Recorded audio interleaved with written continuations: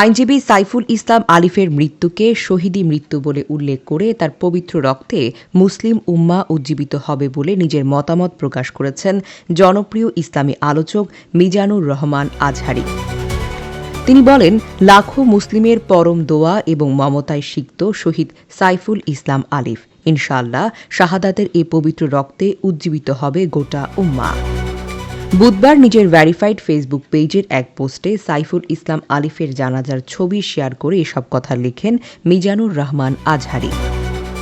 তিনি বলেন, উগ্রবাদ এবং চরমপন্থা মোকাবেলায় আপনার নাজরানা আল্লাহ কবুল করুন। জেনে রাখুন, হে শহীদ, স্বাধীনতা এবং সার্বভৌমত্ব রক্ষায় আপনার পথে হাঁটবে আগামীর তরুণরা।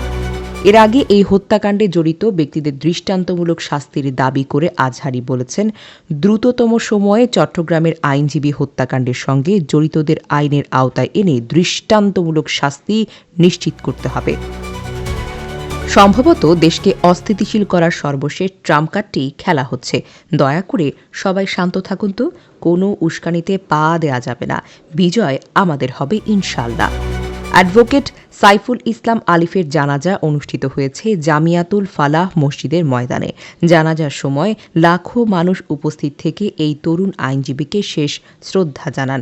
জানাজায় অংশগ্রহণ করেন বৈষম্য বিরোধী ছাত্র আন্দোলনের আহ্বায়ক হাসনাত আবদুল্লাহ এবং নাগরিক কমিটির সদস্য সার্জিস আলম সহ বিভিন্ন রাজনৈতিক, সামাজিক এবং সাংস্কৃতিক সংগঠনের নেতৃবৃন্দ।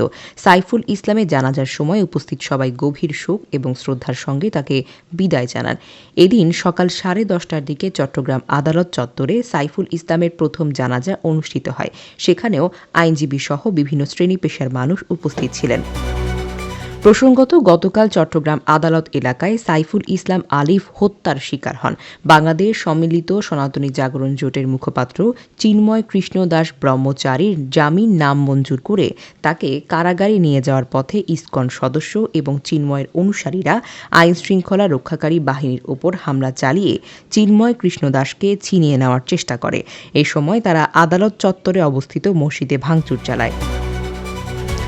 এক পর্যায়ে আইনজীবী সাইফুল ইসলাম আলিফ তাদের বাধা দেন। পরে সাইফুলকে ধরে নিয়ে আদালতের প্রধান ফটকের বিপরীতে রঙ্গম টাওয়ারের সামনে নিয়ে যাওয়া হয়। সেখানে তাকে কুপিয়ে এবং গলা কেটে নির্মমভাবে হত্যা করা হয়েছে। সংঘর্ষে পুলিশের 10 সদস্য আহত হয়েছেন এবং অন্তত 37 জন তো আহত হয়েছেন। এর আগে সোমবার বিকেলে ঢাকা থেকে চট্টগ্রামে যাওয়ার সময় বিমানবন্দরে চিন্ময় কৃষ্ণ দাসকে গ্রেফতার করা হয়। তার বিরুদ্ধে অভিযোগ, গত 31শে অক্টোবর তিনি চট্টগ্রামের এক সমাবেশে জাতীয় পতাকাকে অবমাননা করেছেন।